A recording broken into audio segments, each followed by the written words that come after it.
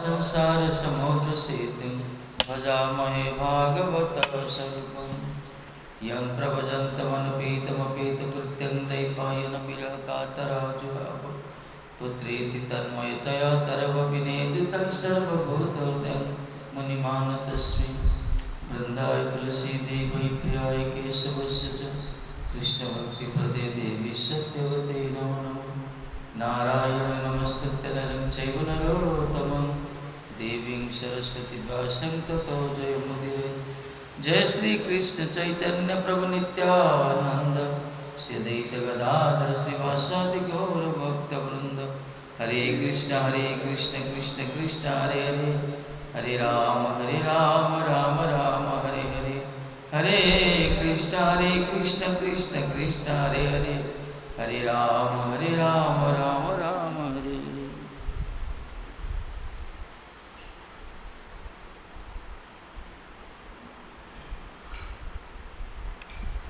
श्री राधे।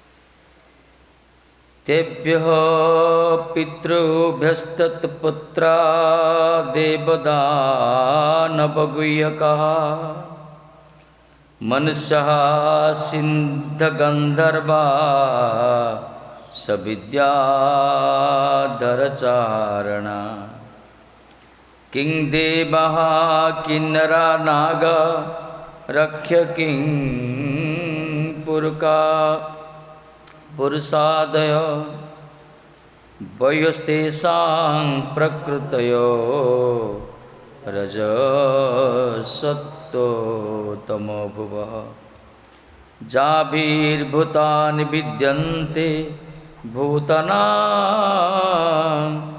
पतयस्तथा यथा प्रकृति सर्वेषां चित्रवाच स्रवन्ति। ऋषि सुनिए जी माने करुँचे गोटे पाठ कीर्तन गुड़ न आसले मुंड खराब हो दिन जा तो शौच पूर्व ऋषि करिया कथा ना चार्टा तो पाठ कीर्तन ना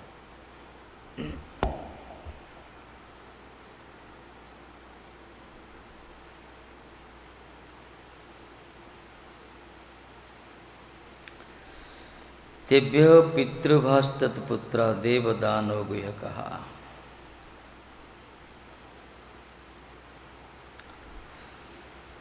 भगवान ब्रह्मा को कहले प्रथमे ब्रह्मा तांकर ज्येष्ठ पुत्र मनु को कहते मनुजी विभिन्न प्रकार भृगु आदि ब्रह्मर्षि मान से कहते तेणु भृगु आदि भृगु प्रभृति पितृव्यह सकाशात तत्पुत्रः तेषां पुत्रः देवदानो गुह्यकाः मनुष्य सिद्ध गंधर्व सविद्याधर चारण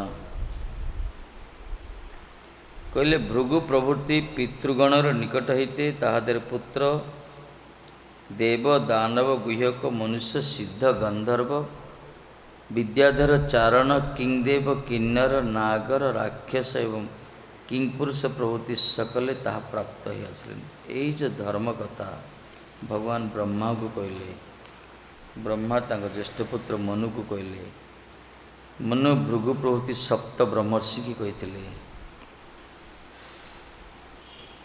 ଏହି ସପ୍ତ ବ୍ରହ୍ମର୍ଷି ଭୃଗୁ ଆଦି ପିତାଙ୍କ ଠାରୁ ଶୁଣିଲେ କୋଉମାନେ?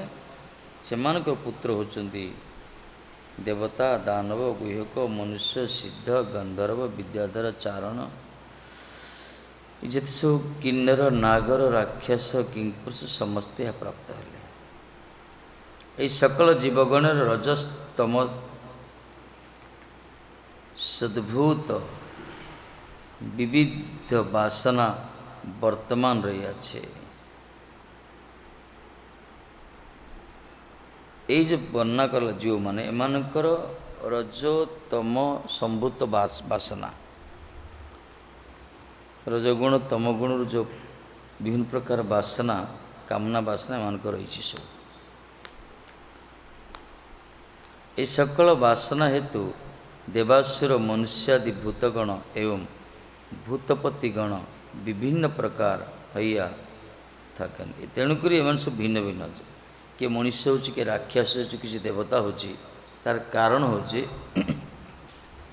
ଏମାନଙ୍କର କାମନା ସବୁ ରହିଛି, ଭିନ୍ନ ଭିନ୍ନ କାମନା ଅଛି। କାହିଁକି ନା କାମନା ଅନୁସାରେ ସେ କର୍ମ କରେ,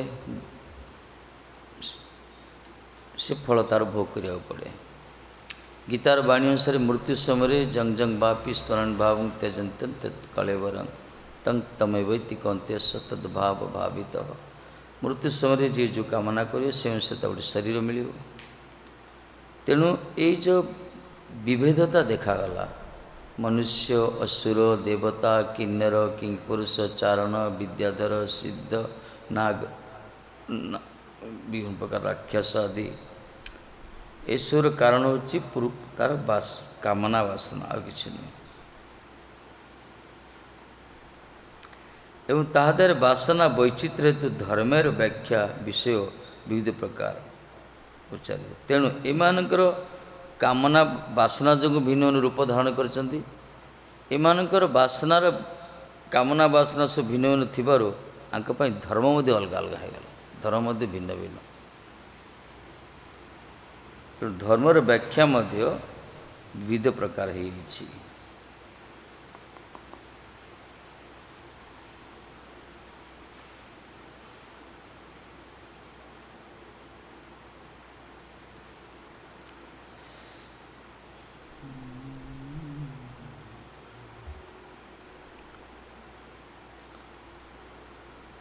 ସୃଷ୍ଟିଟା କେମିତି ଦେଖ, ଭଗବାନ ପ୍ରଥମେ ବ୍ରହ୍ମକୁ କହିଲେ, ବ୍ରହ୍ମା ମନୁକୁ କହିଲେ, ମନୁ ଭୃଗୁ ଆଦି ସପ୍ତ ଋଷି କହିଲେ। ସେ ସପ୍ତ ଋଷି ପାଖରୁ ଏତେ ସବୁ ସୃଷ୍ଟି ହେଇଛନ୍ତି ଯେଉଁମାନେ, ଏମାନଙ୍କ ପାଖରେ ସେ ଧର୍ମ କଥା ପହଞ୍ଚିଲା। କିନ୍ତୁ ଏମାନଙ୍କ ଭିତରେ ସେ ଧର୍ମ ଭିନ୍ନ ଭିନ୍ନ ରୂପରେ ରୂପାନ୍ତରିତ ହୋଇଗଲା। କାହାର କେମିତି ଅନୁସାରେ ନିଜର ଯୋଗ୍ୟତା, ନିଜର ଧାରଣ ଶକ୍ତି, ନିଜର ବୁଦ୍ଧି ସଂସ୍କାର ଅନୁସାରେ କାହା ପାଖରେ କି ପ୍ରକାର ଧର୍ମ ପ୍ରବେଶ। ତେଣୁ ପ୍ରଶ୍ନ ତାହେଲେ କି ରୂପେ ନାନା ମତେର ଉତ୍ପତ୍ତି ହେଲା? ପ୍ରଶ୍ନ ହେଲା, ଯଦି ଭଗବାନ ସେ ଧର୍ମ କଥା କହିଛନ୍ତି ବ୍ରହ୍ମାଙ୍କୁ, ବ୍ରହ୍ମା ସେଇ ଅବିକଳ ମନୁକୁ କହିଲେ, ମନୁ ସପ୍ତଋଷି କହିଲେ, କିନ୍ତୁ ଜଗତରେ ଏତେ ଧର୍ମ ପ୍ରଚାର କେମିତି ହେଲା? ଏତେ ପ୍ରକାର ମତ କାହିଁ ସୃଷ୍ଟି କରାଗଲା? ତାର ଉତ୍ତର ଏଇଟା ଦେଉଛନ୍ତି। ଏହାର ଉତ୍ତରେ ଭଗବାନ କହିଲେ 8ଟି ଶ୍ଲୋକରେ କହୁଛନ୍ତି। କହିଲେ ଭୃଗୁ, ମରିଚି, ଅକ୍ରି, ଅଙ୍ଗିରା, ଅଙ୍ଗିରସ, ପୁଲସ୍ତ୍ୟ, ପୁଲହ, କ୍ରତୁ, ଏ 7 ଜଣ। ଭୃଗୁ, ମରିଚି, ଅକ୍ରି, ଅଙ୍ଗିରା, ପୁଲହ, ପୁଲସ୍ତ୍ୟ, କ୍ରତୁ, ଏ ସପ୍ତର୍ଷି ଯାହା କୁହାଗଲା।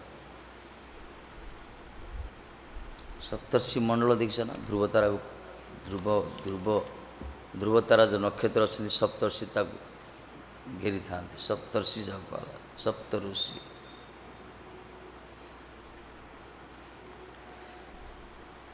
ଏହି 7 ଜଣ ବ୍ରାହ୍ମଣ, ଏହାର ପ୍ରଜାପତି ଓ ମହର୍ଷି। ଏମାନେ ମହର୍ଷି, ଏମାନେ ପ୍ରଜାପତି, ଏମାନେ ସିଦ୍ଧ ବ୍ରାହ୍ମଣ। ଏମାନେ ଜାଣିଛନ୍ତି ପରତତ୍ତ୍ୱକୁ।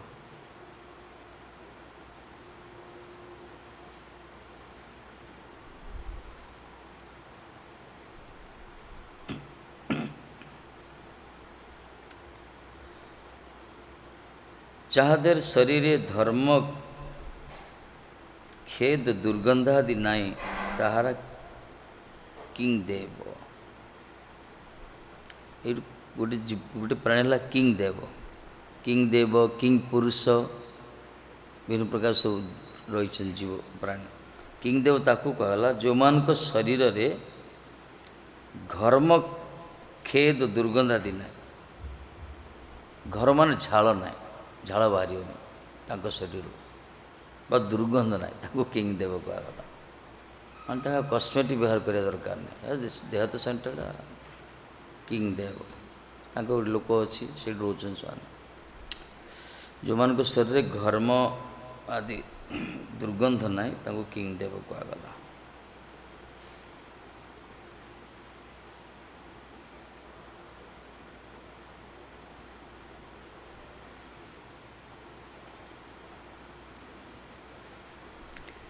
କିନ୍ନର କିଞ୍ଚିତ୍ ନରେର ନ୍ୟାୟ ମୁଖ ବା ଶରୀର।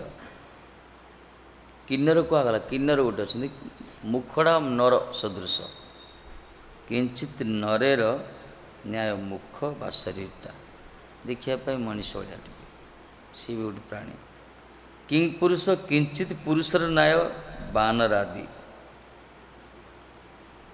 କିଂ ପୁରୁଷ କୁହାଗଲା ବାନର ଆଦି। ବାନର ଏମାନେ ସିମ୍ପାଜି ଦେଖିଛ ମଣିଷ ଭଳିଆ ବାନର, କିନ୍ତୁ କିଞ୍ଚିତ୍ ପରିମାଣରେ ପୁରୁଷ ସଦୃଶ ଦେଖାଯିବେ। ତେଣୁ ବାସନା ବହୁଳ କି କାରଣ କହିଲେ ରଜ ସତ୍ଵ ତମ ଏଇ ତିନି ଗୁଣ ଜନ୍ମସ୍ଥାନ ଯାହାଦେର ତାହାରା ଦେବ ଅସୁର ମନୁଷ୍ୟ ଆଦି ଭୂତ ସମୂହ ଚିତ୍ର ବାକ୍ୟ ବେଦର ଅର୍ଥବାକ୍ୟ। ରଜଗୁଣ ତମଗୁଣ ସତ୍ୱଗୁଣ ତିନି ଗୁଣ ଦ୍ୱାରା ହିଁ କିଏ ଦେବତା ହେଉଛି, କିଏ ଅସୁର ହେଉଛି, କିଏ ମନୁଷ୍ୟ ହେଉଛି। ରଜଗୁଣରେ ମନୁଷ୍ୟ ତିଆରି, ତମଗୁଣରେ ଅସୁରମାନେ ତିଆରି, ସତ୍ୱଗୁଣରେ ଦେବତା ସୃଷ୍ଟି ହୋଇଛନ୍ତି। ତେଣୁ ଏ ଯେଉଁ ଉର୍ଦ୍ଧ୍ୱଲୋକ, ଅଧଲୋକ, ମଧ୍ୟଲୋକ, ତ୍ରିଭୁବନ ଯାହା କୁହାଗଲା ଏ ପ୍ରକାର ବର୍ଣ୍ଣନା କରାଯାଇଛି। ତ୍ରିଗୁଣ ଦ୍ୱାରା ଏ ଦେବତା ମନୁଷ୍ୟ ଅସୁର ଏମାନେ ସବୁ ସୃଷ୍ଟି ହୋଇଛନ୍ତି। ବେଦରେ ଏହି ପ୍ରକାର ବର୍ଣ୍ଣନା କରାଯାଇଛି। ସତ୍ୱଗୁଣରେ ଯେଉଁମାନେ ରହୁଛନ୍ତି, ବେଶୀ ପୁଣ୍ୟ କର୍ମ କରୁଛନ୍ତି, ସେମାନେ ଦେବତା ହେଉଛନ୍ତି ଊର୍ଦ୍ଧ୍ୱଂ ଗଚ୍ଛନ୍ତି ସତ୍ତ୍ୱସ୍ତା। ମଧ୍ୟ ତିଷ୍ଠନ୍ତି ରାଜସା, ମଧ୍ୟ ପୃଥିବୀ ଲୋକରେ ରଜଗୁଣ ସମ୍ପନ୍ନ ବ୍ୟକ୍ତିମାନେ ରହିବେ। ଅଧ ଗଚ୍ଛନ୍ତି ତମସା, ତଳକୁ ଯିବେ ତମଗୁଣରେ ଥିବା ଜଘନ୍ୟ ଗୁଣବୃତ୍ତି ସତା କୁହାଗଲା। ଯେଉଁମାନେ ଜଘନ୍ୟ କର୍ମ କରୁଛନ୍ତି, ତମଗୁଣ ସମ୍ପନ୍ନ ଲୋକମାନେ ସେଥିରେ ମଣିଷ ଇତର ଜନ୍ମ ପାଇବେ। ପଶୁ ପକ୍ଷୀ କୀଟ ପତଙ୍ଗ ସୁଜନ୍ମ ମଣିଷ ଇତର। ତେଣୁ ଉର୍ଦ୍ଧ୍ୱକୁ ଯାଆନ୍ତି ସତ୍ୱଗୁଣ ଲୋକମାନେ, ମଝିରେ ରଜଗୁଣ ରହୁଛନ୍ତି, ତମଗୁଣ ମାନେ ମଣିଷ ଇତର ପ୍ରାଣୀ ହେଉଛନ୍ତି, ରାକ୍ଷସ ଏସବୁ ଆଦି। ତେଣୁ ଆମର ଯେ ମଣିଷ ଜନ୍ମ ପ୍ରାପ୍ତ ହେଇଛି ଆମର ରଜଗୁଣ। କାମୟସ କ୍ରୋଧୟସ ରଜଗୁଣ ସମ ଉଦ୍ଭବା ଗୀତାରେ କହିଲେ। ଏ ଯେ କାମ କ୍ରୋଧ ଯେଉଁ ସୃଷ୍ଟି ହେଇଛି ଏଇଟା ରଜଗୁଣରୁ ସୃଷ୍ଟି ହେଇଛି। ବ୍ରହ୍ମା ହେଉଛନ୍ତି ରଜଗୁଣ, ତାଙ୍କର ପାଖରେ ଆମେ ସୃଷ୍ଟି ହେଇଛେ, ଆମେ ରଜଗୁଣରେ ତିଆରି କରାଇଛେ ଆମମାନଙ୍କୁ। ଦେବତାମାନେ ସତ୍ୱଗୁଣରେ। ଏହି ସଂସାରରେ ଯେଉଁମାନେ ବେଶୀ ପୁଣ୍ୟକର୍ମ କରନ୍ତି ସେମାନେ ଦେବତା ଜନ୍ମ ହୁଅନ୍ତି। ଏହି ସଂସାରରେ ଯେଉଁମାନେ ବେଶୀ ପାପ କର୍ମ କରନ୍ତି ସେମାନେ ନରକ ହୁଅନ୍ତି, ନରକଗାମୀ ହୁଅନ୍ତି। କିନ୍ତୁ ଭକ୍ତି ଭଗବାନଙ୍କର ଭଜନ ପାପ ପୁଣ୍ୟରୁ ଉର୍ଦ୍ଧ୍ୱର କଥା। ପାପ ପୁଣ୍ୟର ତୁରୀୟ ଅବସ୍ଥା ହେଉଛି ଭକ୍ତି।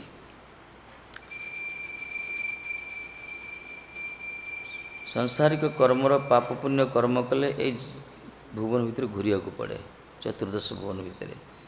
କିନ୍ତୁ ଯେଉଁମାନେ ଭଜନ କରନ୍ତି, ଭକ୍ତି କରନ୍ତି, ସେମାନେ ଏଇ ବ୍ରହ୍ମାଣ୍ଡ ଭିତରେ ତାଙ୍କର ଘୂର୍ଣ୍ଣ୍ୟମାନ ହେବନି, ତାଙ୍କର ଜନ୍ମ ମୃତ୍ୟୁ ଚକ୍ର ବନ୍ଦ ହୋଇଯିବ, ସେମାନେ ଭଗବତ ଧାମକୁ ଯିବେ। ହରିଭଜନ ପ୍ରଭାବ ଏଇଟା। ଏ ସଂସାରରୁ ଆସିଲେ ହିଁ କଷ୍ଟ ମିଳେ। ଏ ସଂସାରରୁ ଆରପାରେ ଯେଉଁ ଚିନ୍ମୟ ଜଗତ ଅଛି ସେଇଠି ଗଲେ ହିଁ ଆନନ୍ଦ ଅଛି। ସେ ଆନନ୍ଦ ଜଗତ, ଆନନ୍ଦ ଧାମକୁ ଯିବା ପାଇଁ କେବଳ ହରିଭଜନ ଦରକାର। ଚତୁର ବ୍ୟକ୍ତିମାନେ ହରିଭଜନ କରନ୍ତି। कि जो मान से पूरा चतुरतार अभाव से संकीर्ण बुद्धि से यही प्रकार जगतीय कर्म लिप्त रोचंदी एठी सुख दुख भोग करछंदी एठी उत्थान पतन होचंदी एही घांटी होचंदी संसार भितर।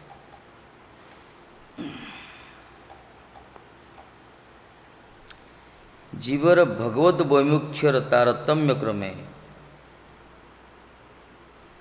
वेद मंत्र सकल विभिन्न आकार धारण करिया भोगी जीवर वासना तृप्त करें। कहले जीवर भगवत वैमुख्यर तारतम्य क्रमे जीव जो भगवान प्रति विमुख हो गला, भगवान को भूली गला बा भगवान को पछ करदेला, मुँह मुड़देला,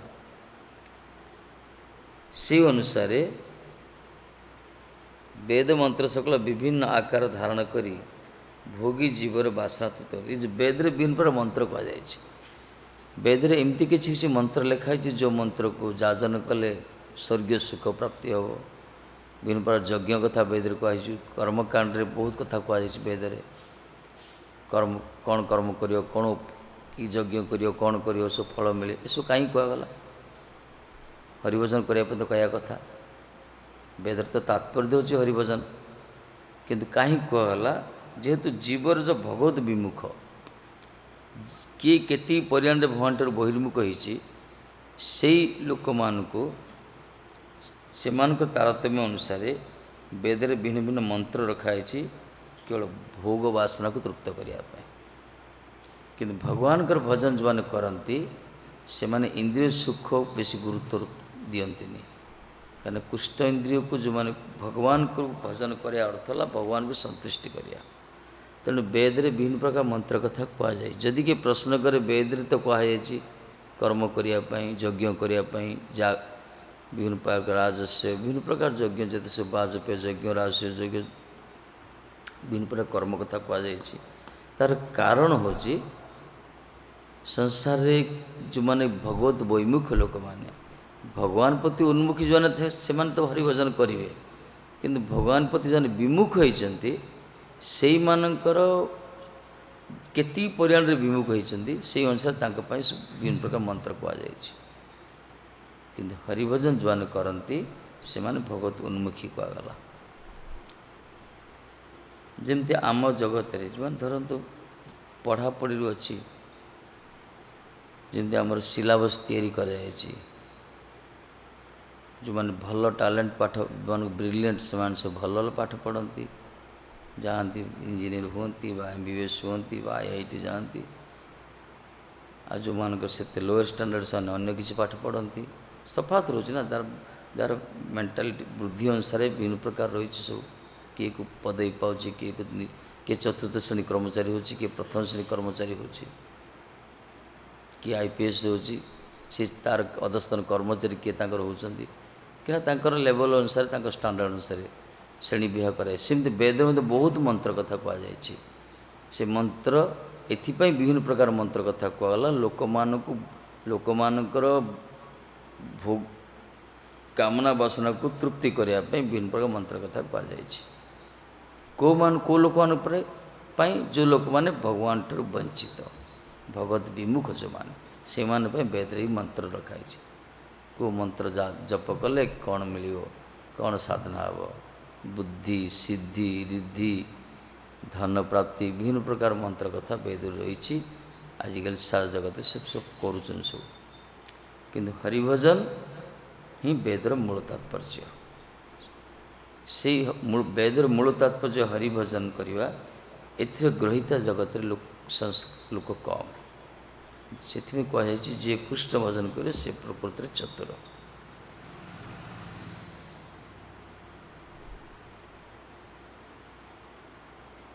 धर्म अलग अलग सब जीवर कामना वासना अनुसार शरीर प्राप्त होती भिन्न भिन्न शरीर, से जीवर कामना वासना अनुजाई धर्म मध्य भिन्न भिन्न प्रकार रूपांतरित है।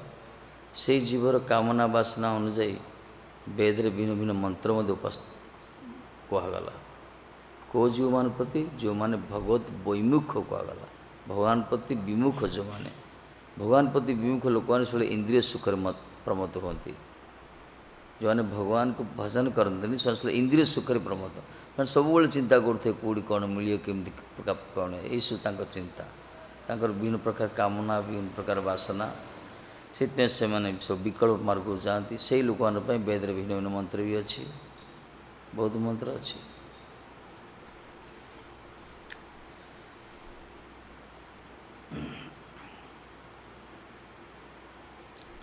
एथि श्रीवास अंगन जो महाप्रभु कबाट बंद कर गोटे वर्षव्यापी हरिनाम संकीर्तन आरंभ कले रिहर्सल कले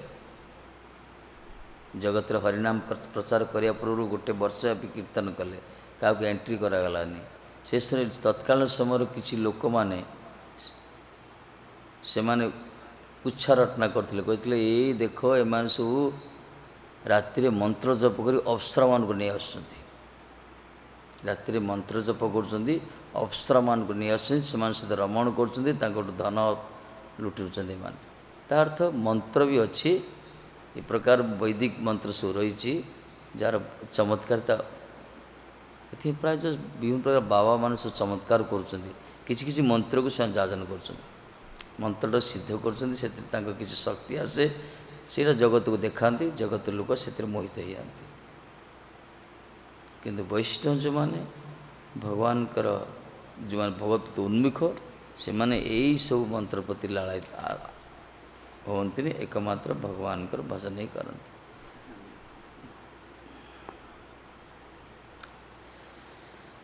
एवं प्रकृतिर्वैचित्र्यादिभिद्यन्ते मतयो नृणा पारस्पर्जेण केषाञ्चि पाषण्डमतयो परे पारस्पर्जेण केषाञ्चि पाषण्डमतयो परे एवं नृणां प्रकृति वैचित्र्यात् वासना भेदात् मतयो विद्यन्ते विचित्र भवन्ति यही प्रकार लोक मानकर मानव मानकर वासना भेदात् वासना अनुजाई कामना वासना अनुजाई मतयो विद्यन्ते विचित्र भवन्ति भिन्न भिन्न मति मतयो विद्यन्ते भिन्न भिन्न मति मानकर कार को प्रकार मति तेणु केषाञ्चित् वेदाध्यायन शून्यनाम अपि पारस्पर्जेण उपदेश परंपरया मतयो विद्यन्ते कहले यही रूप मानवगणकर वासना भेदरे विभिन्न मतिर उदय होता है केही केही वेद पाठ रहित होई वेदाध्यायन शून्यनाम अपि वेद पाठ करेनि उपदेश परंपरा क्रमे पारस्पर्जेण उपदेश परंपरा मतयो विद्यन्ते उपदेश परंपरा क्रमे विभिन्न मतग्रस्त एवं अन्यान्य कतिपय पुरुष पाषाण मतग्रस्त होता जो माने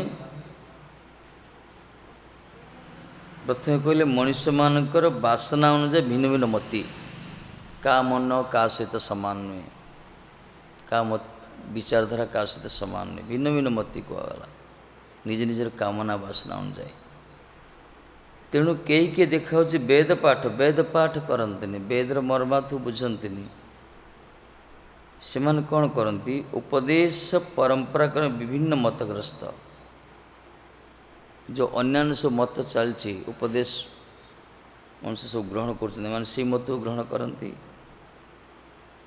पाषाण मत केते पाषाण मत ग्रहण करती पाषाण मत ताकू कहला जो माने जो मतरे भगवान को विग्रह को विश्वास करा जाए तक पाषाण कहला विग्रह जेना माने से तो पाषाण विग्रह जो मतरे विग्रहवाद ना विग्रह अस्तित्व को जो मैंने विश्वास करूना यही प्रकार किसी लोक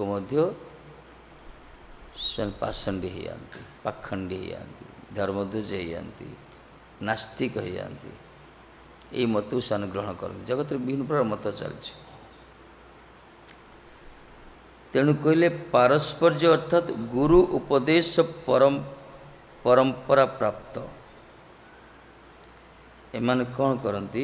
ଉପଦେଶ ଯେଉଁମାନଙ୍କର ମତି ଭିନ୍ନ ଭିନ୍ନ ହେଇଯାଇଛି, ଆଉ ଯେଉଁମାନେ ବେଦ ପାଠ ରହିତ ହେଉଛନ୍ତି, ସେମାନେ ଅନ୍ୟାନ୍ୟ ମତକୁ ଗ୍ରହଣ କରୁଛନ୍ତି। ଗୋଟେ ଗୋଟେ ମତ ଅଛି, ଗୁରୁ କହିଛନ୍ତି ପରମ୍ପରା, ତା ଶିଷ୍ୟ ଗୁରୁ ପରମ୍ପରା, ଗୁରୁ ଉପଦେଶ ପରମ୍ପରା ପ୍ରାପ୍ତ ହେଇଛନ୍ତି। ପାଷାଣ ମତ ସମୂହ ଅତି ମୂଢ଼ ପ୍ରକୃତି ହେତୁ ବେଦ ବିରୁଦ୍ଧ ଅର୍ଥଯୁକ୍ତ ମତ ସମୂହ ତାହାର ଦ୍ୱାରା ଭଗୀରଥୀ ଗଙ୍ଗାର ଜଳ ଶୁଦ୍ଧ ମଧୁର ହୋଇଲେও ଏହି ଗଙ୍ଗା ତଟବର୍ତ୍ତୀ ନିମ୍ବ ତେନ୍ତୁଲ କଏଦ ବେଲ ବିଶ୍ୱବୃକ୍ଷାଦି କର୍ତ୍ତୃକ ନିଜ ନିଜ ମୂଳ ଦ୍ୱାରା ଗୃହୀତ ବିରୁଦ୍ଧ ରସ ସମୂହ ଯେ ମନ ହୁଏ, ସେହି ରୂପ ସେହି ବ୍ୟାଖ୍ୟା କର୍ତ୍ତୃକ ଗଣରେ ମୁଖ୍ୟ କିଆ ବେଦାର୍ଥ ସମୂହ ବିରସ ବିରୁଦ୍ଧ ଫଳପ୍ରାପ୍ତ ଏହା ଭାବାର୍ଥ। ବା କେତେ ସୁନ୍ଦର ଉଦାହରଣ ଦେଲେ। ଗଙ୍ଗା ଅଛନ୍ତି, ଗଙ୍ଗା ତ ପବିତ୍ର, ଭାଗୀରଥୀ ନେଇ ଆସିଲେ ଗଙ୍ଗାକୁ, ଭଗବାନଙ୍କ ଚରଣଦୂତ ଗଙ୍ଗା। ଗଙ୍ଗା ତ ମଧୁର, ତାର ରସ ବି ମଧୁର ପବିତ୍ର। କିନ୍ତୁ ଗଙ୍ଗା କୂଳରେ କିଛି ନିମ୍ବ ବେଲ ବିଭିନ୍ନ ପ୍ରକାର ସବୁ ଗଛ ରହିଛନ୍ତି। ଗଙ୍ଗା କୂଳରେ ନିମ୍ବ ଗଛ ଥିଲେ ନିମ୍ବ ଗଛ ବି ତା ଚେରରୁ ଗଙ୍ଗା ଜଳ ଗ୍ରହଣ କରେ, ତାହେଲେ କ'ଣ ଫଳଟା ମିଠା ହେଇଯିବ କି? ମିଠା। ଗଙ୍ଗା ଜଳ ମିଠା, ଗଙ୍ଗା ଜଳ ମଧୁର, ମଧୁର ଜଳକୁ ଗ୍ରହଣ କଲନ୍ତୁ ନିମ୍ବ ହିଁ ହେଇଥାଏ।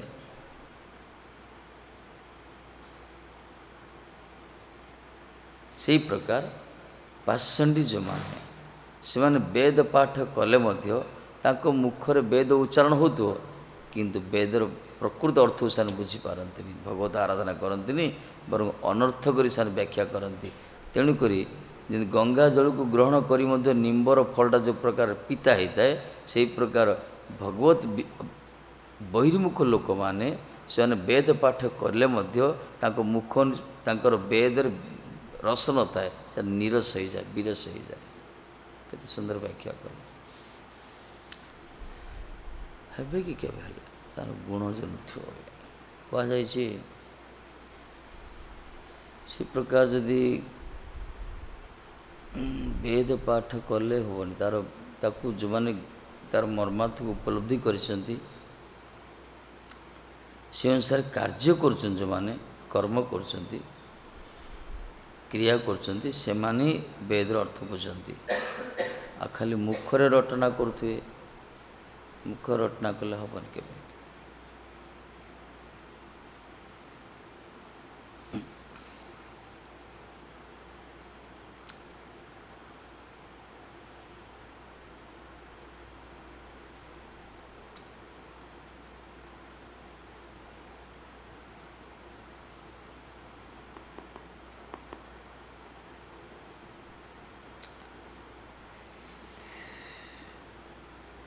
ଏସବୁ ପାଷାଣ ମତ କୁହାଗଲା, ମାନେ ବେଦ ବିରୁଦ୍ଧ ମତ। ମାନେ ଯେତେ ସବୁ ବାହାରିଛି, ବର୍ତ୍ତମାନ ଯେତେ ସବୁ ଅପସମ୍ପ୍ରଦାୟ ସୃଷ୍ଟି ହେଇଛି, ଛତୁ ଫୁଟିଲା ଭଳିଆ, ଏସବୁ ବେଦ ବିରୁଦ୍ଧ ମତ। ଏସବୁ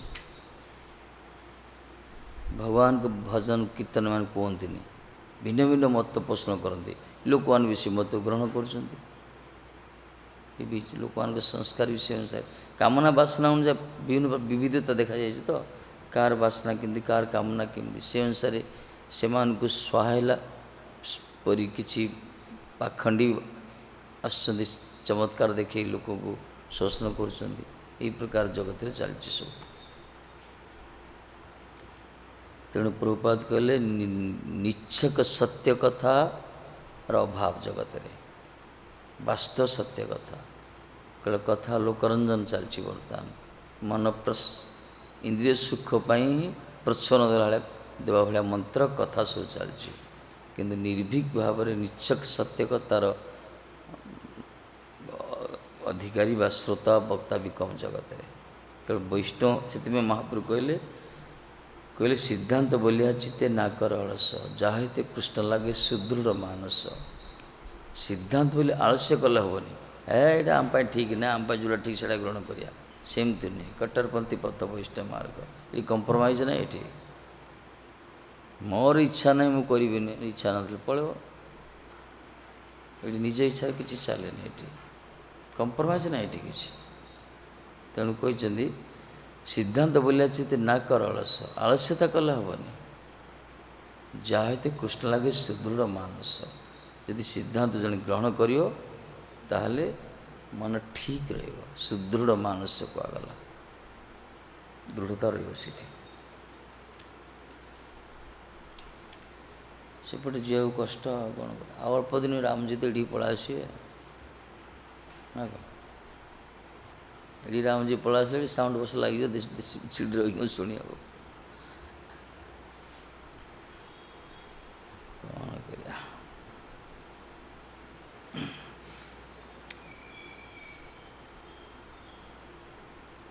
ଗୁଡ଼ିଏ ମଠର ଧାରା ସେ ପ୍ରକାର ସବୁ ସିଷ୍ଟମ୍। ନନାମାନଙ୍କର ସେବା ଆସିଲେ ସନ୍ଧ୍ୟା ସମୟରେ ଧୂପଟି ଦେଇଦେଲେ, ଧୂପଟି ଦିଓଟି ଦେଲେ, କ'ଣ ମୁଢ଼ି ଟିକେ ବା କ'ଣ ଟିକେ ନଡ଼ିଆ ଟିକେ ଭୋଗ ଦେଲେ, ପଳେଇଲେ, କାମ ସରିଲା, ମନ୍ଦିର ବନ୍ଦ। ସକାଳୁ ଆସିଲେ 9ଟା ଅଫିସ୍ ଟାଇମ୍ ଭଳିଆ ପେଟେ ଖିଆପିଆ କରିକି ଆସିବେ, ଚା ପାଣି ସବୁ ଖାଇବେ, ଜଳିଆ ଫଳିଆ ଖାଇବେ, ତାପରେ ଠାକୁରଟାକୁ ଖୋଲିବେ, କନାରେ ପୁଛିଦେବେ, ହେଇଗଲା ଟିକେ। କିନ୍ତୁ ବୈଷ୍ଣବ ମାର୍ଗ ଆମ ସେ ଜନ୍ମ ହେଇଥାନ୍ତି ସେବା କରିବା ପାଇଁ ଠାକୁରଙ୍କର। ଯେଉଁମାନେ ଠାକୁର ସେବା କରୁଛନ୍ତି ନା, ତାଙ୍କର ଜନ୍ମ ସେଇଥିପାଇଁ। ସେ ସଂସ୍କାର ସେ ନେଇ ଆସିଥାନ୍ତି। ସେମାନେ ସମସ୍ତେ କରିପାରିବେନି ବିଗ୍ରହ ସେବା। ଭଗବାନଙ୍କ ସେବା ଏଇ ଯେଉଁ ମଠ ମନ୍ଦିର ଯେଉଁ ଚାଲିଛି, ଏଇଟା ସମସ୍ତ ଦ୍ୱାରା ସମ୍ଭବ ନୁହେଁ। ଏଇଟା ସେ ସଂସ୍କାର ଥିଲେ ଜଣେ କରିବ, ନହେଲେ କରିପାରିବନି। ଏଥିରେ ସ୍ୱାଧୀନତା ମାନେ ଆନୁଗତ୍ୟ କରିବାକୁ ପଡ଼େ, ଇଏ ଆହୁରି ବଡ଼ କଷ୍ଟ। ସ୍ୱତନ୍ତ୍ର ସମସ୍ତେ କରିପାରିବେ।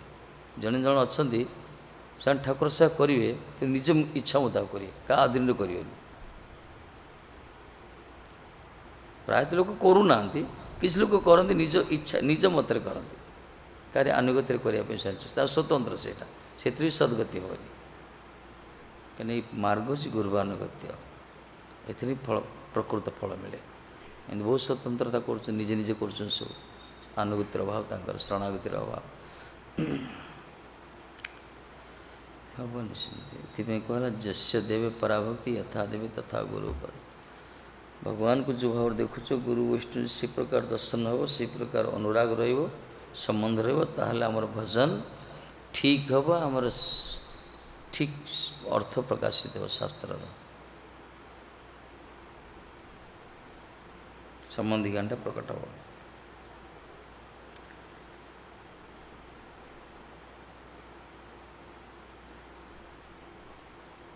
ଶରଣାଗତ ନଥାଇ ଜଣେ ଭଜନ କରୁଛନ୍ତି ନା, କୋଟି ଜନ୍ମ କଲେ ମଧ୍ୟ ଶ୍ରବଣ କୀର୍ତ୍ତନ ତବ ନା ମିଳିଲେ ବ୍ରଜେନ୍ଦ୍ର ନନ୍ଦନ ପ୍ରାପ୍ତ ହେବା ବଡ଼ କଷ୍ଟ।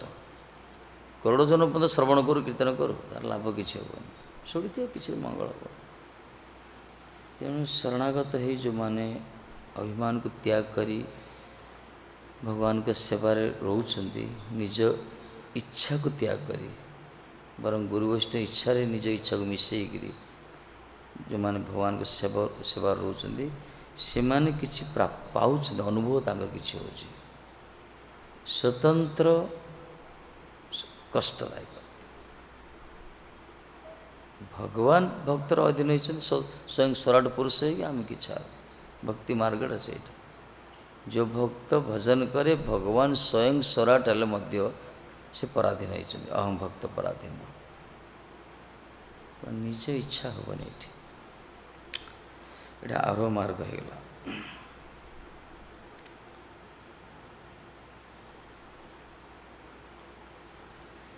ପ୍ରାକୃତ ବିଚାର ସମ୍ପନ୍ନ ବ୍ୟକ୍ତିଗଣ ପ୍ରାକୃତ ବସ୍ତୁର ବିଭିନ୍ନ ବୈଚିତ୍ର୍ୟ ଦର୍ଶନ କରିବା ପ୍ରକୃତ ନିତ୍ୟ ସତ୍ୟ ହେଇତେ ବଞ୍ଚିତ ହୁଅନ୍ତି।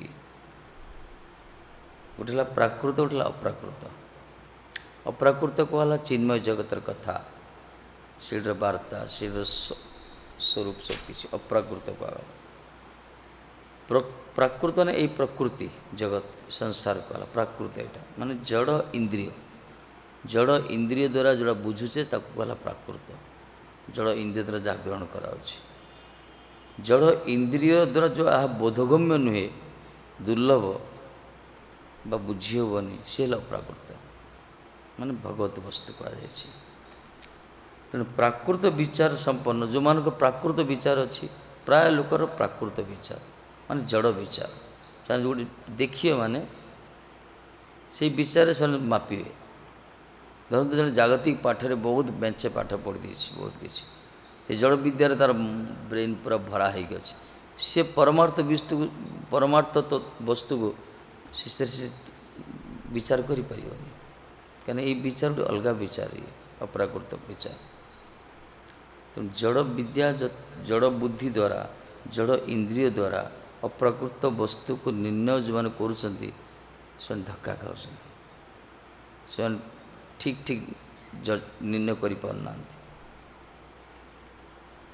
ତେଣୁକରି ପ୍ରାକୃତ ବିଚାର ସମ୍ପନ୍ନ ଲୋକମାନେ କ'ଣ କରନ୍ତି, ପ୍ରାକୃତ ବସ୍ତୁର ବିଭିନ୍ନ ଜଗତରେ ବିଭିନ୍ନ ପ୍ରକାର ବସ୍ତୁର ବୈଚିତ୍ରତା ଦେଖୁଛନ୍ତି, ରଙ୍ଗ ନେଳି ବିଭିନ୍ନ ପ୍ରକାର ସବୁ ବିଚିତ୍ରତା, କିଏ ଉଚ୍ଚ ନିଚ ଭେଦ ଭାବ ବିଭିନ୍ନ ପ୍ରକାର ସବୁ ରହିଛି ନା, ଜଗତର ଗୋଟେ ବୈଚିତ୍ର୍ୟମୟ ଜଗତ, ଏଠି ବିଭିନ୍ନ ପ୍ରକାର ବୈଚିତ୍ରତା ଦେଖାଯାଏ। ଦେଖି ସେମାନେ କ'ଣ କରନ୍ତି, ପ୍ରାକୃତ ନିତ୍ୟ ସତ୍ୟ ହେଇତେ ବଞ୍ଚିତ, ସେମାନେ ନିତ୍ୟ ସତ୍ୟରୁ ବଞ୍ଚିତ ହେଇଯାନ୍ତି। ଜଗତର ଚକମକି ଦେଖି ଜଗତର ପ୍ରତି ଆକର୍ଷିତ ହୁଅନ୍ତି।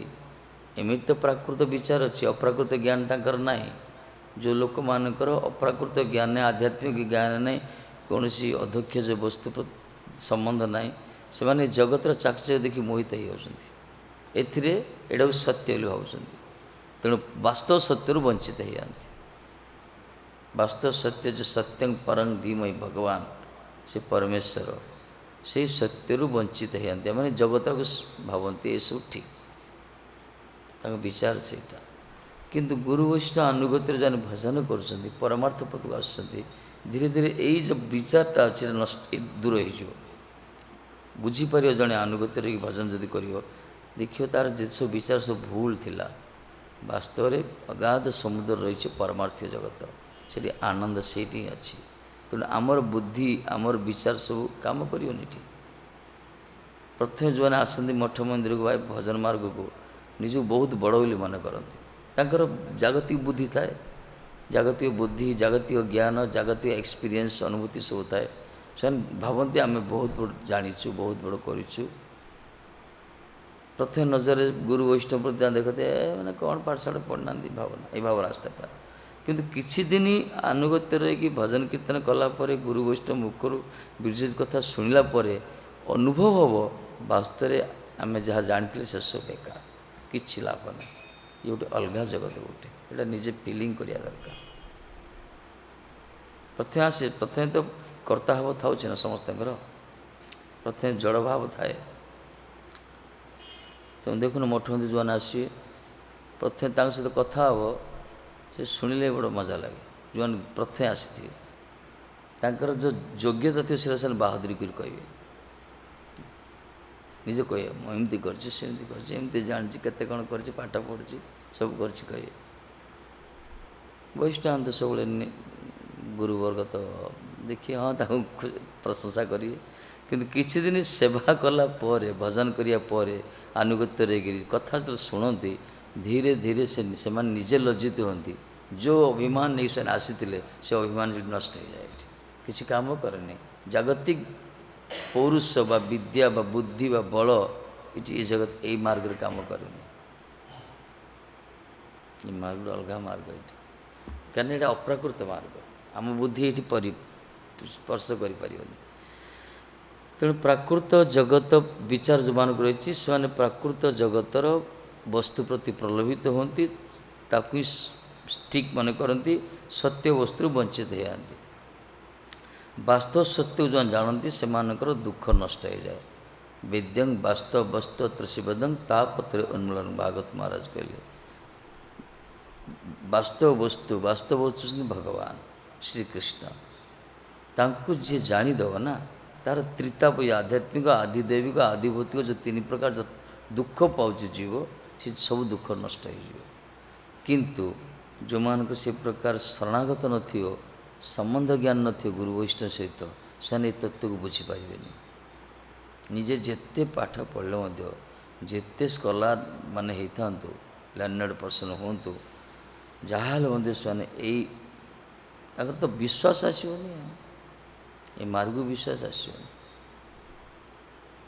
ये प्रहलाद जी कहले मन्ये धनाभिजन रूप बल पौरुष बुद्धि जोगा नाराधनाय भवंती परस्य पुष्य भक्त्या तुतुष गजयुत पाय। प्रहलाद जी कहले हे भगवान मु तो दैत्य कूल जन्म होती रज तमगुण संपन्न कूल मु जन्म बयस भी कम पाठशाठ भी पढ़ी कि सत्वादि गुण जन्म होता देवता मैंने आपको संतुष्ट करें मु गोटे छोटिया बालक आपको कौन संतुष्ट करें तथापि मु जाने प्रभु आपणकर स्वभाव मु जाने मन्ये धनाभिजन जो मु मन करे धन जन रूप बल पौरुष बुद्धि जोग द्वारा जड़े आपन को आराधना कले आप संतुष्ट हमें नाराधना भवंती परेश पुरुष ये जगतर कौन सी योग्यता द्वारा आप संतुष्ट हमें एकमात्र भक्त्या तुतस गजयुत पाय। हे प्रभु आपण को भक्ति द्वारा ही आपन को जड़े संतुष्ट कर प्रहलाद जी निजे कहते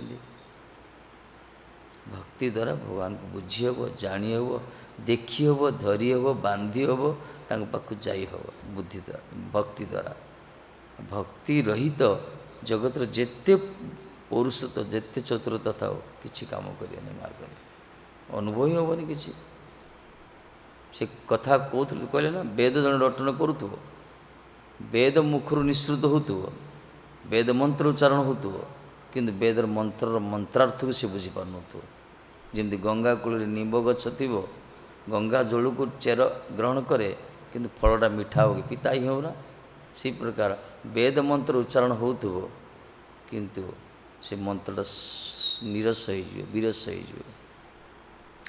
शरणागत दरकार शरणागत नहीं जब आम कथा कीर्तन करवा कथा भी कहवा कीर्तन भी करवा से कथा से कीर्तन रसाल हेनी रसयुक्त हेनी शरणागतर महिमा अलग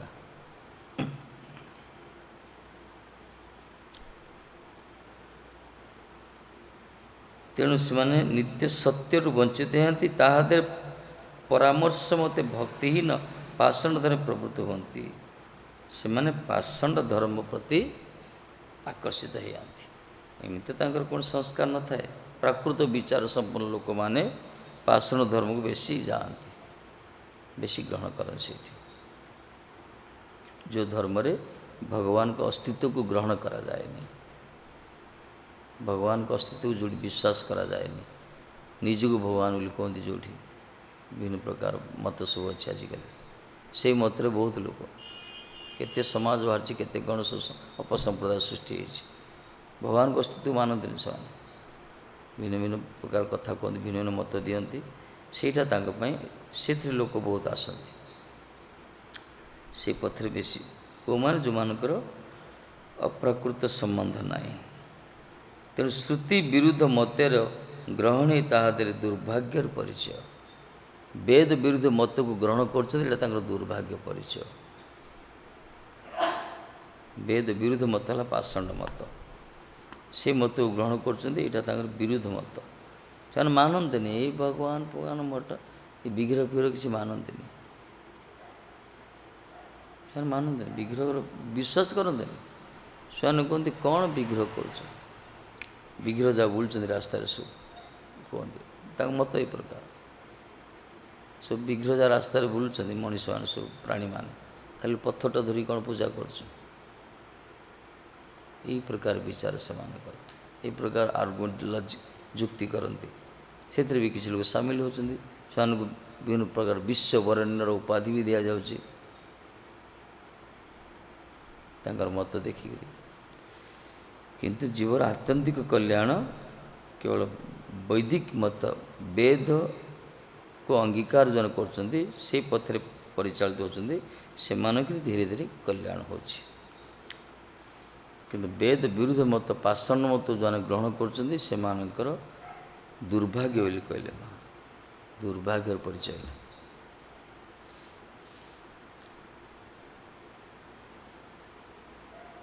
वेद आमर मूल ना वेद होती मूल जिते सब रही वेदर अनुगत होगा कथा सब धर्म कहीं वेद रे जहाँ कहुई ताकू ही धर्म कहुए वेदर विपरीत विपरीत को अधर्म कहगला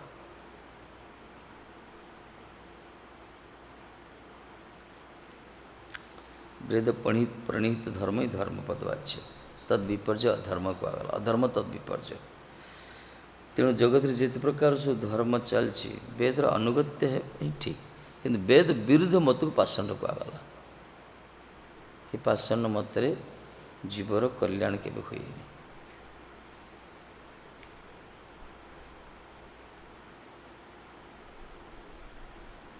विरुद्ध मत वेद को मानते नहीं ये जिते सब जो वेद विरुद्ध मत चलता गोटे समय थिला भारत रे राज्य संस्कृति रे वेद को बंधा जाइथिला पूरा शास्त्र को मानु नथिले पाषाण्य मत चलता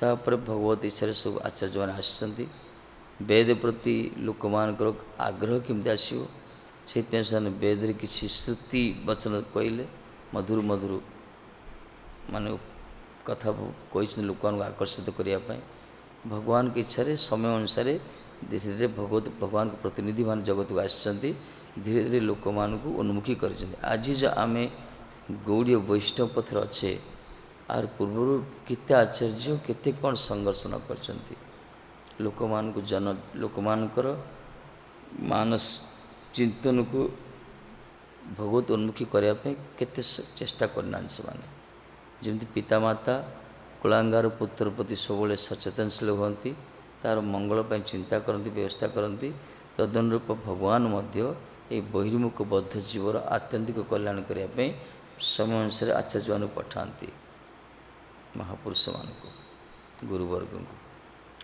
ठीक कथा से कहती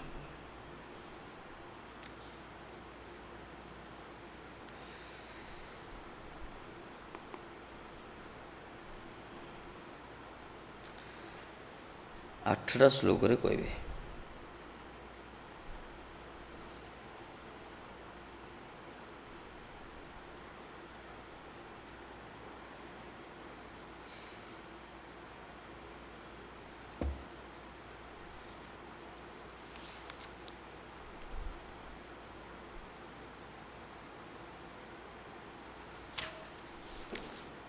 एवं प्रकृति वैचित्र्याद भिद्यन्ते मतयो नृणाम् पारस्पर्जेन केषाञ्चित् पाषण्ड मतयो परे एगला श्लोक तेणु यही प्रकार जो वर्णना करागला लोक मानकर वासना भेद अनुसार भिन्न भिन्न मत सृष्टि होइछि भिन्न भिन्न धर्म सृष्टि होइछि वेद रे भिन्न भिन्न मंत्र कथा कह जाए उपदेश तो अलग अलग दिया मन्माय मोहित धीय पुरुषः पुरुषर्षभ श्रेय बदन्तनेकान्तं यथा कर्म यथा रुचि श्रेयो बदन्तनेकान्त यथा कर्म यथा रुचि कल हे पुरुष सब हे पुरुष श्रेष्ठ मन माया मोहित धीय मन माया मोहित धीय मम माया विमोहित चित्ता भगवान कहते ब्रह्मा को मोरी माया दरे विमोहित चित्त पुरुषः पुरुष माने यथा कर्म यथा रुचि कर्मानुसारे रुच्यानुसारेण च अनेकान्तं नीनाधिकं श्रेय साधनं वदन्ति निजर रुचि अनुसारे निजर कर्म अनुसारे निज निजर मंगल साधन करती भिन्न भिन्न मार्ग तेणु मंगलर रास्ता भी अनेक अच्छी भिन्न भिन्न यहाँ भगवान माया कहगला हे पुरुष श्रेष्ठ मानवगण आमार मायार विमोहित होइया रुचि कर्म भेद नानाविध श्रेय साधन वर्णन करिया थाके ये भगवान माया विभिन्न प्रकार श्रेय साधन जो जगत रे प्रचलित चलती वर्णना करा जायछि रुचि और कर्म भेद रे मनुष्य मानकर रुचि रुचि माने निज निज को जहाँ पसंद हो से अनुଯାयी किसी मतवाद भी जगत रे चलछि। बहुत ए प्रकार उपसंप्रदाय धर्म नाय पृथ्वीते जत धर्म चले भागवत को एता परिपूर्ण चले। विभिन्न प्रकार धर्म कथा जगत रे चलछि धर्म नाम रे, किंतु वास्तव धर्म भागवत महाराज कहते एसबू लोकंकर रुचि और कर्म अनुसार मंगल विधान सब कराई। नाना मुनि नाना मत बा समय अनुसार विभिन्न प्रकार सब आसती साधक माने जो माने लोक मान रुचि अनुजाई कर्म अनुजाई किसी मार्ग प्रदर्शन करती, किंतु एसबू भगवान को माया कहगला। भगवत माया ये माया द्वारा मोहित होती। किंतु आत्यंतिक मंगल जो पचले अथ पृच्छामि भगवान पचले सुखदेव गोस्वामी पचार परीक्षित महाराज पचार बस सोनकाद ऋषि मैंने सुत गोस्वामी पचार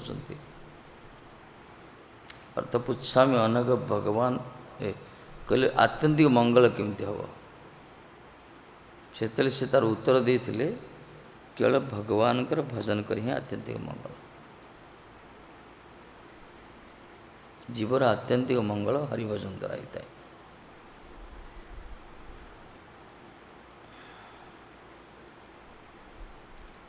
बाकी जिते मत मंगल ना चलती सब ये सब भगवान को माया कहगला। विभिन्न प्रकार श्रेय साधन अच्छी जगत रे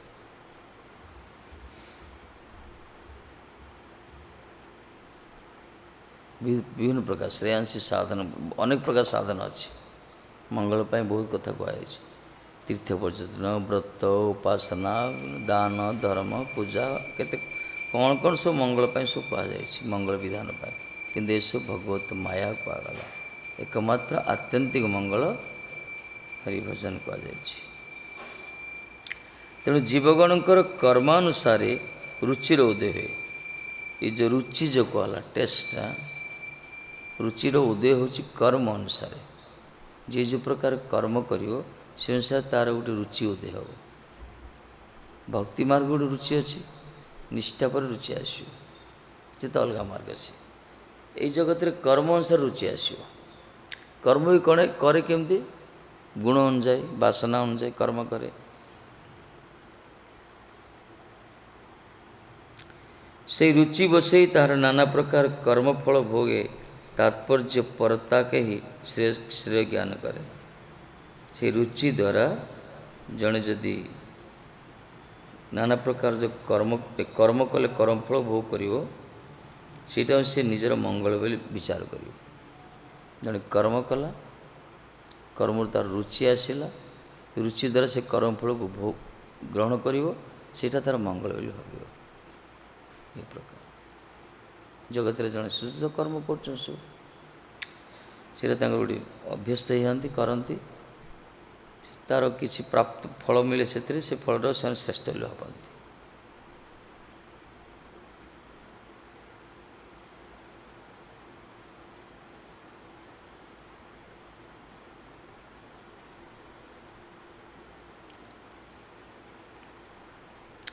जड़े धर क्रिकेट प्लेयर मान कर्म कला खेलना सी खेल प्रति रुचि आसला तार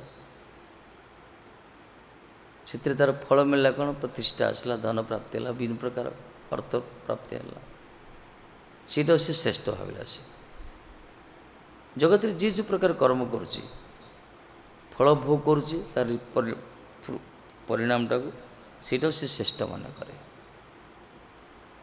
रिक्शा चलने लोकटा भाव रिक्शा चलने अधिक कर्म किसी ना आलू बेपारी हो तो आलू माने जी जो कर्म करे ना से रुचि आसीगला तार फल भोग करा से श्रेष्ठ भाव। जगत लोक मानसिक मान प्रवृत्ति से किंतु शास्त्र कौन कहते से विचार ना।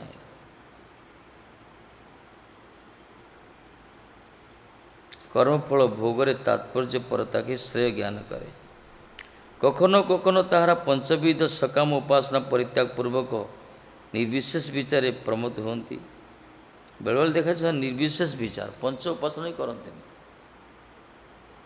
माने उद्देश्यमूलक भाव में किसी उपासना करते निर्विशेष निर्विशेष माने अस्तित्व को मानते नहीं भगवान गोटे सविशेष गोटे निर्विशेष सविशेष माने विग्रह को मानिबा निर्विशेष ने विग्रह अस्तित्व को मानवानी निराकार जो निर्विशेष मायावादी जो कहुच्छे तारा स्व स्व विचार मूढ़ता प्रदर्शन पूर्वक पुरुषोत्तम सेवा ही एकमात्र श्रेय साधन यह बुझते पारे ना यही लोक माने निज निजर विचार मूढ़ता प्रदर्शन एमाने निजर मूर्खामी विचार मान कि बुझीपारती विचार मूर्ख से जहाँ भाव से ठीक भावुंट तेणु से भगवान को अस्तित्व को मानती आ विश्वास करती भगवान को सेवाटा हूँ एकमात्र श्रेय साधन जगत रे जीव मानकर एकमात्र मंगल साधन हूँ भगवान भजन आ किसी नहीं एकमात्र मंगल श्रेय साधन केवल भगवान को भजन करिया से कहले भगवान को कथा ही शुण श्रोतव्य कीर्तितव्य स्मर्तव्य इच्छता अभयम यदि अभय चाहूँ एकमात्र से भगवान पुरुषोत्तम हरिंकर कथा शुणिया दरकार कीर्तन करिया दरकार मनन करिया दरकार सेवा करिया दरकार हरि भजन तस्मा भारत सर्वात्मा भगवान ईश्वर हरि ये श्लोक जो उठेले श्रोतव्य तो सबू शास्त्र सार हो भगवान को उपासना श्रेष्ठ ईश्वर भक्ति ही जीवर गति हूँ ईश्वर भक्ति ईश्वर प्राप्ति यहाँ श्रेष्ठ साधन यहाँ आत्यंतिक मंगल कहगला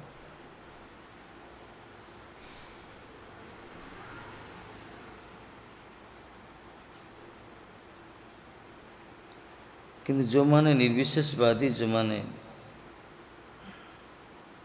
भगवत उपासना त्याग कर दियंती से माने विश्वास तांकर न थाए केहबा गुरु केहबा शिष्य प्रवृत्तिर सजाए निष्ठा वर्जित होया अनर्थ सागरे पतित हुए आ किसी केते जन गुरु होती केते गुरु होती केते शिष्य भी होती निजको सजाती निज पोशाकटा गुरु आ शिष्य गुरुर पोशाकटा पिंधले गुरु हो ना कौन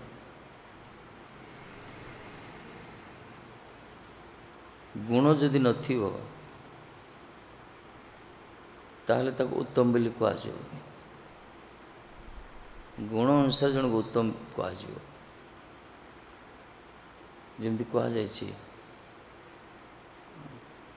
प्रासाद शिखर स्तोपी काक किं गरुड़ कथ्यते मान कहला गोटे बहुत अट्टालिका उपर काउ गोटे बसी से कौन गरुड़ हो कि हम बहुत उच्च अट्टालिका उपर जो काउ गोटे बसला काउड़ा काउ आगा गरुड़ हो सेमती कौन सी पद पदवी रहीगले से गुरु आसन बसले कौन गुरु हो ना कौन ना गुण थी दरकार गुण जदि नथिबो पद पदवी ताको दिएनि धरतु गोटे मठ रखे गोटे पदवी इंचार्ज गोटे पदवी ना पोस्ट गोटे यदि मठ रखे गुण जदि नथिबो भक्षक जदि हो सो सरीगला रक्षकर भगला सरी भक्षक सन्यासी भी गोटे उपाधि कहगला मुकुंद सेवन व्रत से प्रकार गुण नथिबो सेमती गुरुर भी गुण जदि नथिबो से कहला जो मैंने केते केते गुरु होती किंतु वास्तव में गुरुर लक्षण न थाए केते शिष्य होती शिष्यर लक्षण भी न थाए कि निजक सजाती सन बेसर कौन मिल बेसर किसी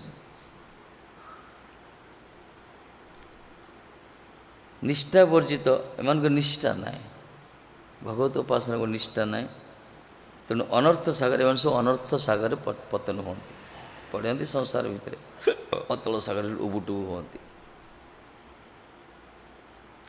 एवं अनर्थर मध्य थाकिया भजन रहित होती ये अनर्थ सागर भर रही भजन आउ करते हरिभजन चिउत भजन गेल आ भजन हम सरला संसार भर अनर्थ तो परमार्थ व्यतिरेक जिते सब कर्म अनर्थ परमार्थ ही जो जाजन कर प्रकृति यथार्थ कहगला भगवत भजन जदि हेनी बाकी जहाँ कले सब अनर्थ सब मंगल कहुई मंगल ना एकमात्र मंगल हरिभजन तेणु हरिभजन से वंचित होती निजे गुरु ही निजे शिष्य ही निष्ठा ना से न थाए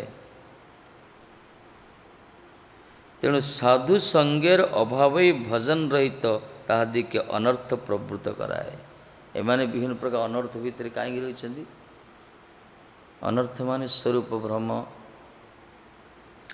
निजको भूल विचार ताकर निजको बाह्य परिचय बेसी दियंती अनर्थ ये गोटे अनर्थ गोटे निजको परिचय देवा निज शरीर परिचय देवा दाबी करिया मु अमक निजर शरीर निजर पद पदवीर निजर कुली निजर जन्मगत ये प्रकार सब रही उपाधि स्वरूप निजे जे वास्तव में भगवान का सेवक बा भगवान का दास आम जो गोटे क्षुद्र अणु परिमाण आमर आत्मा ये विचार से रुहे अनर्थ ताकला स्वरूप ब्रह्म तापर असतृष्टा असतृष्टा नहीं सत वस्तु प्रति लालसा ना असत वस्तु प्रति लालसा ये प्रकार रपर को जो कह हृदय दुर्बल हो सब संकीर्ण मनोभाव संकुचित मनोभाव पूर्ण विश्वास अभाव से प्रतिमूर्ति अपराध भी सी करूँ विभिन्न प्रकार सब अनर्थ रही ये अनर्थ दूरीभूत हम अनर्थ कहीं आसे केवल साधुसंगर अभाव जो मैंने साधुसंग करूना से माने भजन रु वंचित होती भजन तांकर हरिभजन हुएनि आ से माने अनर्थ भितर डूबी रुहति सब निजर बाहस्पट निजर देखुना संसार जो मैंने भजन करूना सत्संग करूना से निजर शरीर ज्ञान तांकर एते बलवत्तर निजक सब प्रतिष्ठा करें से सत्संग कले आदौ श्रद्धा तथा निष्ठा तथा भजन क्रिया तापर अनर्थ निवृत्ति सत्संग प्रभाव में अनर्थ निवृत्ति हो आम सत्संग कर अनर्थ निवृत्ति होनी ताहले बुझा पड़े आमर भगत प्रेम बहुत दूर आम अच्छे कहीं अनर्थ निवृत्ति पर जो स्टेज आसो निष्ठा रुचि आसक्ति तापर भाव तापर प्रेम से टेस्ट से अनुभव टेस्टा हरिभजन जो स्वाद से अनुभव हम जिते अनर्थ निवृत्ति समय आसो भजन कर आम भजन करमको अनर्थ आमर अनर्थ दूरीभूत होनी ये आमको आस्वादन होनी आम हरिभजन हरिनाम जो रस अच्छी रसराज नाम रसमय तांकर कथा भी अमृतमय किंतु अमृतमय कथा को आस्वादन कले विष भाया अनुभव होची रसमय का नाम को आस्वादन कले विरस निरस होची तार कारण होची आम से अनर्थ निवृत्ति स्टेज आगू जापारे बा अनर्थ निवृत्ति समय आमर आसेनी कहीं से प्रकार सत्संग भजन क्रियाटा आमर है तेणु जो मैंने दृढ़ता सहित भजन कर समस्त बस ये गोटे क्लास ना आम समस्त एडमिशन है किंतु कार जमी जन स्टूडेंट क्लास रे कार पढ़ा स्वाध्याय अनुसार जड़े भल पाठ पढ़े जड़े मूर्ख हो जाए से प्रकार पारमार्थिक साधन केन्द्र गौड़ी मठ ये जो मैंने आसती से सन्यासी हो कि गृही हो कि त्यागी हो कि ब्रह्मचारी जी भी होना कहीं समस्त सूत्र गोटे ये जे जार श्रद्धा अनुसार निष्ठा अनुसार जड़े उन्नति करे पथरे जन जड़े आनंद डूबी जाती से कथा कीर्तन रे जन जन विरक्ति लगे घटा देखिए केतल सर तार कारण कौन तार कारण अनर्थ भरी गई से अनर्थ जिते दूर हम जमी सूर्य उदय समय जो रात्रि अंधकार धीरे धीरे फर्चा हम दूर हम से प्रकार अनर्थ निवृत्ति स्टेज से प्रकार भजन जब भजन कीर्तन से स्ट्रंग चलते सत्संग ताहले धीरे धीरे आमर जिते भ्रांत धारणा अभिमान जो निजर प्रति जो भरोसा जो रही सब धीरे धीरे दूरीभूत हम तापर जड़े भगवान को भजन निष्ठा आसो निष्ठा एमती दिने कर दिन शुई पड़ा ना निष्ठा आसो तापर रुचि टेस्ट गोटे आरंभ रुचिटा तापर आसक्ति नकल रही पार सेवा नकले कीर्तन नकले नाम नकले कथानुसूल रही पार से तापर भाव जो कहगला से आरंभ एक्सट्राक्स एत स्टेज अच्छी कि आमर निष्ठा रोनी के मंगल आरती आसला आसुचे के शुचे के बसले जप करे के जप भी करूने किए कथा शुणुचे भी कथा शुणुने तार कारण होची आमर पूर्व स्टेज ठीक क्लीयर है अनर्थ निवृत्ति स्टेज आम अच्छे श्रद्धा अच्छी सत्संग करुचे भजन क्रिया चलीचे कि ठीक ठीक से समय आसनी आम से आसला से स्थिति आसो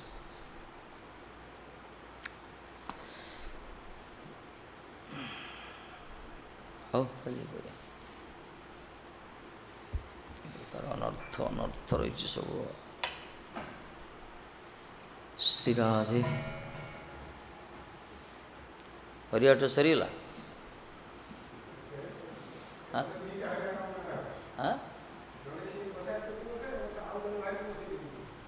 से कंपिटिशन कर कीर्तन डाकुच बाबूजी एमती दीटा हरियाट गाँव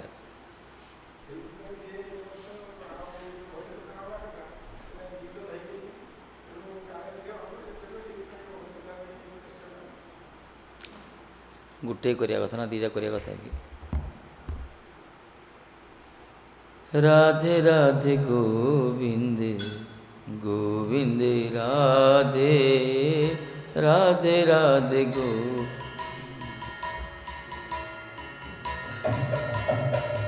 राधे राधे गोविंद गोविंद राधे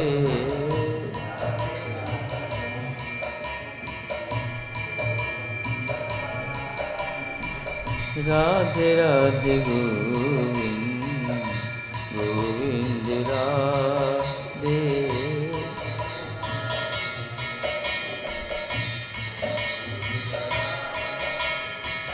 राधे राधे गोविंद गोविंद राधे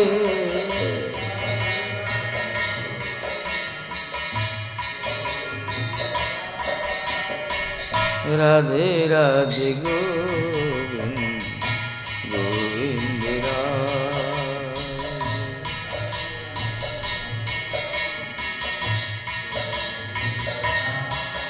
हरे कृष्णा कृष्ण कृष्ण हरे हरे हरे राम राम राम हरे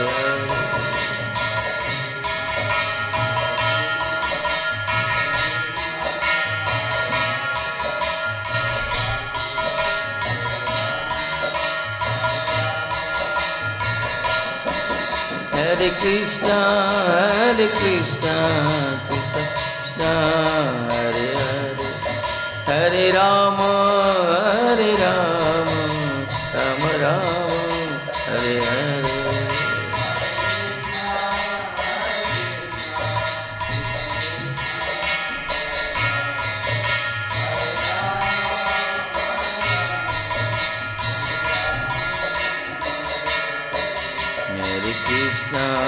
हरे कृष्णा कृष्ण कृष्ण हरे हरे हरे राम राम राम हरे हरे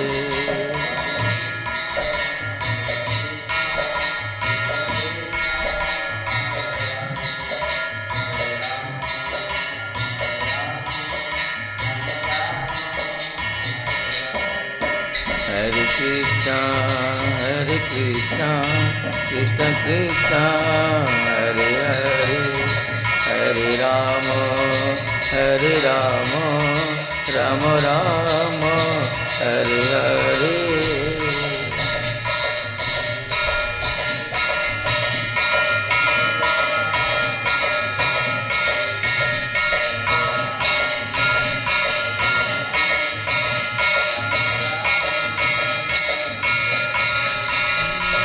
जय गुरुदेव शिल गुरुदेव ये प्रभुपाद शिल प्रभुपाद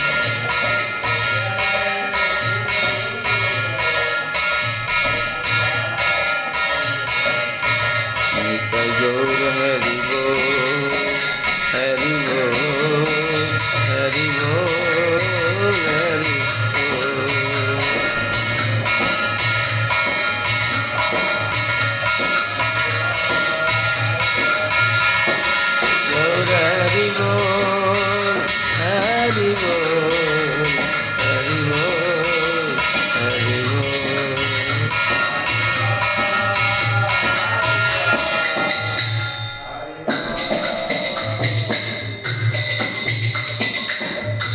जय श्री श्री गुरु वरांगंधरिका गिरिधारी राधा कुंज हरि राधा माधव सरकार की जय।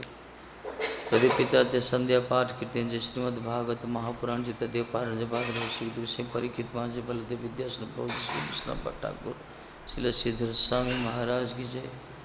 जय ब्रह्मा जी महाराज जय विष्णुपाल भक्ति पुरी श्रीमाल भक्ति सिद्धांत सती से प्रभुपाद की जय। जय रूप सनातन भट्ट रघुनाथ जय गोपाल वर्धन षोडश बंदी जय सबान दस परि सुपद प्रभुपाद नामाचार्य श्रद्धा और जय श्री राधा रानी वर्षान वैष्णव स्वामी